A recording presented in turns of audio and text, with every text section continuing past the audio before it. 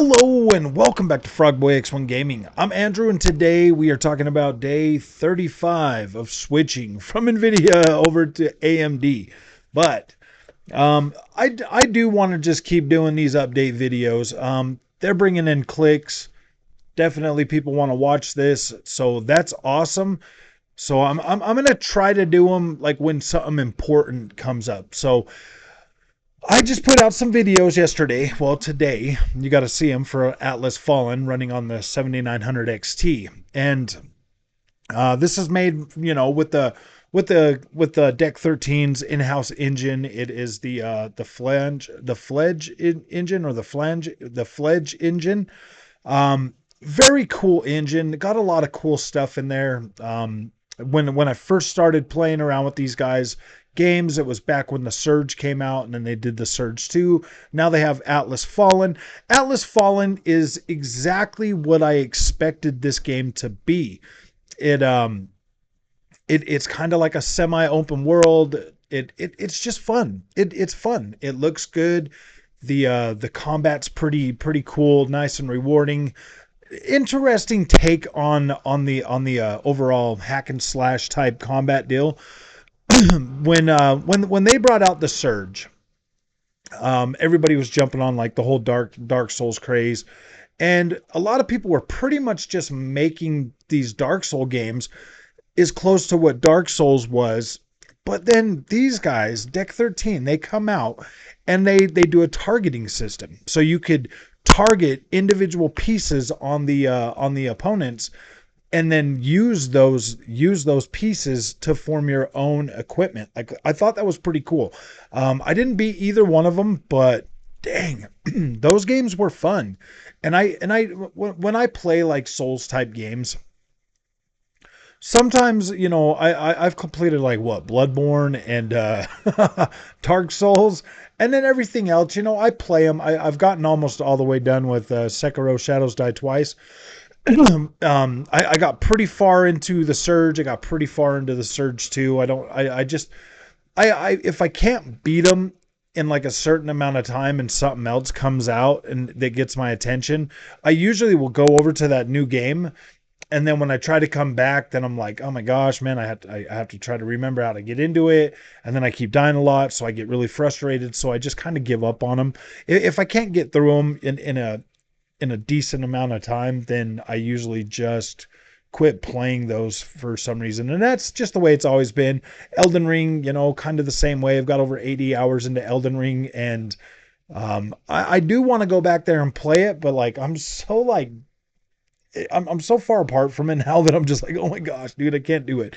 So the reason why I called you all here today with day 35 is to talk about the overall performance that I got between Atlas Fallen and now the Ratchet and Clank Rift Apart ray tracing update that is finally out and finally available for AMD cards.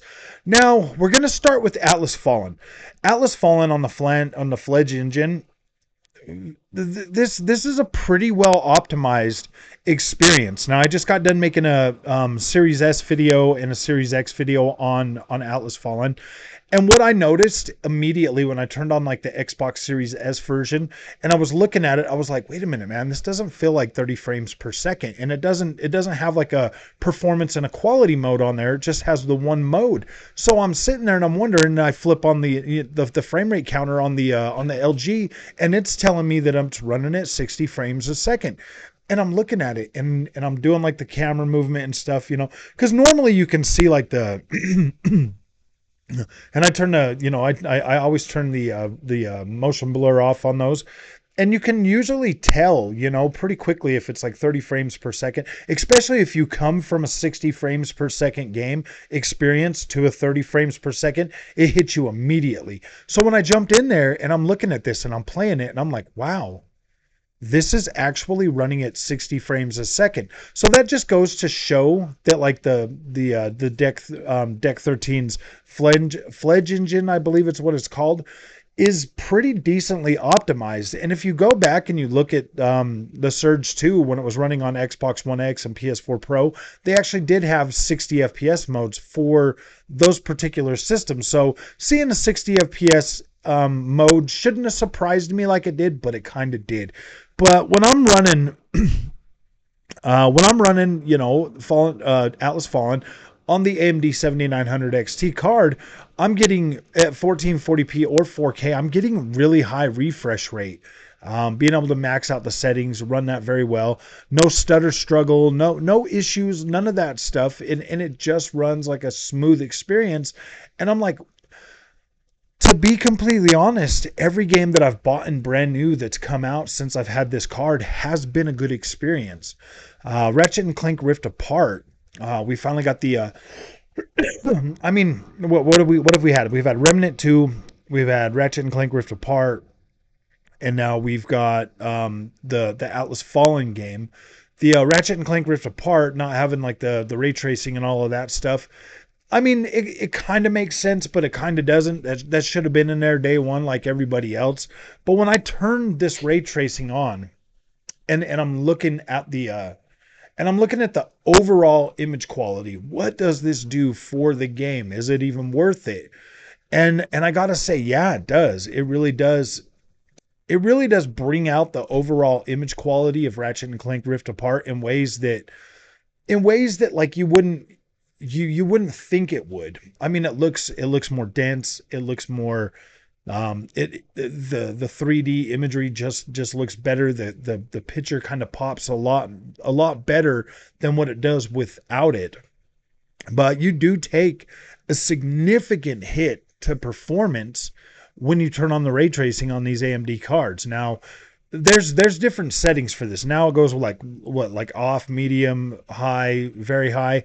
So you've got like a higher rate of like settings on this than you do with like Spider-Man Miles Morales or Spider-Man Remastered. So when I'm looking at that and I'm playing around with that, setting it on about medium, I was getting over 60 frames a second. That is one game that on the AMD card, if you want to play that at 4K, you're gonna need your upscaling. And to be completely honest, I mean, I'm not like 100% against upscaling. I'm not. I never really have been. I've never really liked checkerboard rendering on the PlayStation 4 Pro. I really didn't like it. I didn't like the way it looked on my 4K TV when I first got over there, when I first bought into 4K. Um, and I went on like this 4K kick for the longest time. And now I'm just kind of at a place where I want to be able to enjoy the game and have decent image quality. And so buying a 1440p monitor really helps with that. And the fact that I can't even run Ratchet and Clank Rift Apart at over 60 frames a second with everything maxed out without using upscalers at 1440p, that's kind of that's a little bit like, oh my gosh, man, like what's going on here? You know what I mean? And then I think that, and then I look at just how much VRAM is allocated versus what it's using. We're allocating over 18 gigs of VRAM and we're using just over 15. That makes you wonder. It's like, is like ray tracing on a card under 16 gigabytes, like even going to be like doable? Like is it even going to be possible? Are we kind of just stuck with upscalers now as a way of being able to use all of these features? I don't know. I don't know how any of us are supposed to look at this and feel when it comes to like PC gaming, because I feel like they're way overcharging us for these fake features. I mean, AMD's overcharging us too. I feel like if my 7900 XT can't do 1440p with max settings and ray tracing on there without having to use an upscaler, I kind of feel like that's baked into the price. Now, they didn't gouge us as hard as Nvidia did for that, but you still feel the pain when it comes to like these prices and these incremental upgrades that if you and I'm not talking about with upscalers on. I'm talking about with upscalers off. These incremental upgrades that are in some cases very minimal, versus what you get with turning on an upscaler. Because I was in the 20s. I was in the 20s with that Ratchet and Clank at 4K with everything maxed out and the distance thing set to 10 and everything. I was like, I'm in the freaking 20s on this game. I'm in the I'm in the 20s. So when I turn on the upscalers and then I'm getting over 60 and stuff, I'm like, wait a minute, man. Like I'm getting more than double the frame rate just by turning on an upscaler. So that tells me, and see, here's the thing. It's like you turn on FSR and it's supposed to upscale from like what, 1440p to 4K or whatever. You're supposed to get that. So essentially you should be getting that frame rate at 1440p without any upscalers. And that's just kind of the way I'm looking at it. I'm like, wait a minute, we should be getting like a native resolution at 1440p without having to use the upscalers and stuff. And I don't know. See, I just, a lot of things go through my mind all the time. I'm always constantly thinking about this stuff. I'm always constantly thinking about what kind of content I'm going to make. And you know, these videos seem to do well, so I don't mind making them, and I don't mind bringing people on my AMD journey. But it does get a little bit, it does get a little bit irritating when the other guys come out, you know, like the Nvidia guys, and they're always like, why are you bashing my Nvidia card? I'm like, I'm not really, I don't feel like I'm bashing Nvidia. I feel like I'm just trying to compare and contrast my experience as it was with the Nvidia graphics card. You got to understand, man, I bought $1,000 laptop with a 3050 Ti in it. That's $1,000, man. Like, okay. And I was like, and I was pretty happy with that. Like I was doing my channel and I was being able to upload things and render things faster and all of that stuff. I was pretty happy with that. And then I bought the 3060 Ti desktop, and I was, for the most part, when I first got that, and we didn't really have any next gen games coming out, and everything was running fine on it, and I was able to get like 4K on certain things. I was actually, you know, fairly happy with that. But then we started getting the games that are like, oh yeah, you need more VRAM. And I think the first one with that was what, Spider-Man freaking Spider-Man remastered. So I was like, oof, this ain't doing too well with this one. So I went and got the 3080 once Plague Tale was coming out. And I was like, dude, I'd already upgraded twice in one generation just to try to get enough power to play those games. Just to find out that, dude, you can't even play those freaking games. You can't even play real next gen games at what you want to and like what your expectations are unless you spend more money. So at that point I was just like, dude, I'm not going to pay a almost double what I paid for my 3080 for a 4080. I'm going to give AMD a try. And giving AMD a try was actually, I actually kind of feel a little bit relieved, man. I'm just like, oh, okay, you know, there is something out there, and I've been able to find some stuff on this card that has enhanced my experience even more than like what DLSS does. You know what I mean? Like I've found things to replace that and replace the things that I've lost with the Nvidia card with things that actually make me a little bit happier than overall more frame rate. So I'm perfectly okay with 60 frames per second at 4K. Just so you guys know, just so you understand, you know, like my train of thought and where I'm going with this and how I see the PC gaming sphere as a whole. And 1440p, I just want max settings up 1440p and to be able to, you know, run it.